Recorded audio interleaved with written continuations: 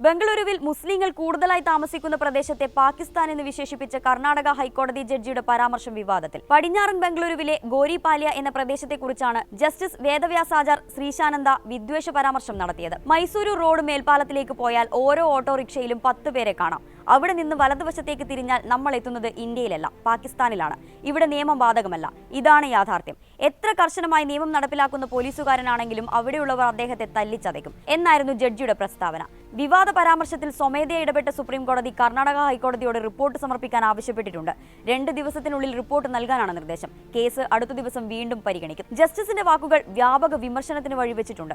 സമൂഹത്തിൽ ഉന്നത സ്ഥാനത്തിരിക്കുന്ന ഒരു ജഡ്ജിയിൽ നിന്നുണ്ടായ സംസാരം തികച്ചും അസ്വീകാര്യമാണ്. ഇയാൾ ആ സ്ഥാനത്തിരിക്കാൻ അർഹനല്ല. അദ്ദേഹം ഒരു സർക്കാർ ഉദ്യോഗസ്ഥനാണ്. ഇയാളെ തൽസ്ഥാനത്ത് നിന്ന് പുറത്താക്കണം. ബംഗളൂരു ആസ്ഥാനമായി പ്രവർത്തിക്കുന്ന ആക്ടിവിസ്റ്റ് ബൃന്ദ അഡിഗെ പ്രസ്താവനയെ അപലപിച്ചത് ഇങ്ങനെയാണ്: ഒരു ജഡ്ജി വ്യത്യസ്ത വിശ്വാസം പുലർത്തുന്ന സ്വന്തം രാജ്യത്തെ പൗരന്മാരെ പാകിസ്ഥാനി എന്ന് വിശേഷിപ്പിക്കുന്നത് അത്ഭുതപ്പെടുത്തുന്നു എന്നാണ് അഡ്വക്കേറ്റ് സഞ്ജയ് ഘോഷ് പറഞ്ഞത്. ജസ്റ്റിസ് വേദവ്യാസാചാറിന്റെ വിവാദ പരാമർശത്തിന്റെ വീഡിയോ സോഷ്യൽ മീഡിയയിൽ വൈറലാണ്. വേദവ്യാസാചാർ എപ്പോഴാണ് ഈ പരാമർശം നടത്തിയതെന്നോ ഏത് സന്ദർഭത്തിലാണെന്നോ വ്യക്തമല്ല.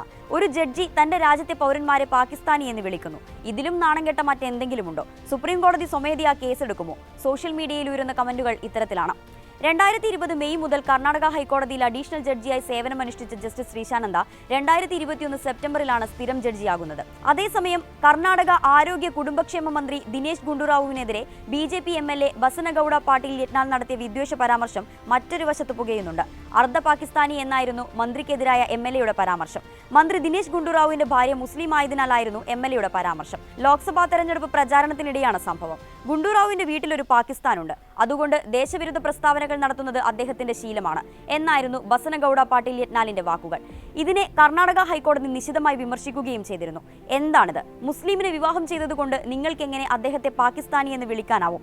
എന്തിനാണ് ഇങ്ങനെയൊക്കെ പറയുന്നത്? മനസ്സിൽ തോന്നുന്നതൊക്കെ വിളിച്ചു പറയുകയാണോ? ഒരു പ്രത്യേക സമുദായത്തിന് പ്രത്യേക പരിവേഷം നൽകാൻ നിങ്ങൾക്ക് അവകാശമില്ല എന്നിങ്ങനെയാണ് ജസ്റ്റിസ് M നാഗപ്രസന്നയുടെ ഇടപെടൽ. ഇത്തരം പ്രസ്താവനകൾ ഇക്കാലത്ത് സാധാരണമായിരിക്കുന്നുവെന്നായിരുന്നു കോടതിയുടെ പ്രതികരണം. MLAയിൽ നിന്നുണ്ടാകുന്ന വ്യക്തിപരമായ ആക്രമണങ്ങളെയും കോടതി ചോദ്യം ചെയ്തു. നിങ്ങൾ എന്തിനാണ് വ്യക്തിപരമായി സമീപിക്കുന്നത്? സംയമനം പാലിക്കണമെന്നായിരുന്നു കോടതിയുടെ വാക്കുകൾ. വിദ്വേഷ പരാമർശത്തിൽ MLAക്കെതിരായ കേസ് സ്റ്റേ ചെയ്യാൻ കോടതി വിസമ്മതിച്ചു. കേസ് സ്റ്റേ ചെയ്യാനാവില്ലെന്നും MLA വിചാരണ കോടതിക്ക് മുൻപാകെ ഹാജരാകണമെന്നും ജസ്റ്റിസ് നാഗപ്രസന്ന വ്യക്തമാക്കി. വിവാദ പരാമർശത്തിൽ ബംഗളൂരു കോടതിയാണ് യത്നാളിനെതിരെ ക്രിമിനൽ മാനനഷ്ടത്തിന് കേസെടുക്കാൻ ഉത്തരവിട്ടത്. ഇതിനെതിരെയാണ് MLA ഹൈക്കോടതിയെ സമീപിച്ചത്. ഈയിടെ കന്നഡ വാർത്താ ചാനലായ ഏഷ്യാനെറ്റ് സുവർണ ന്യൂസ് തത്സമയ സംപ്രേഷണത്തിനിടെ ഹിന്ദുക്കളുടെ കണക്ക് പറയാൻ ഇന്ത്യൻ പതാകയുടെ ചിത്രവും മുസ്ലിങ്ങളുടെ കണക്ക് പറയാൻ പാകിസ്ഥാൻ പതാകയുടെ ചിത്രവും ഉപയോഗിച്ചത് വിവാദമായിരുന്നു. അജിത് ഹനമാക്കനവർ അവതാരകനായ സുവർണ ന്യൂസ് അവറിലെ ഹിന്ദു ജനസംഖ്യ കുറഞ്ഞു, മുസ്ലിം ജനസംഖ്യ വൻതോതിൽ വർദ്ധിച്ചു എന്ന പരിപാടിയാണ് ചർച്ചയായത്. രാജ്യത്ത് മുസ്ലിം ജനസംഖ്യയിൽ വൻ വർധനയും ഹിന്ദുക്കളുടേത് കുത്തനെ ഇടിഞ്ഞെന്നും അവകാശപ്പെട്ട് പ്രധാനമന്ത്രിയുടെ സാമ്പത്തിക ഉപദേശക സമിതി പുറത്തുവിട്ട റിപ്പോർട്ടിന്മേലായിരുന്നു ചർച്ച. തുടർന്ന് അവതാരകനെതിരെ പോലീസ് കേസെടുക്കുകയും ചെയ്തിരുന്നു.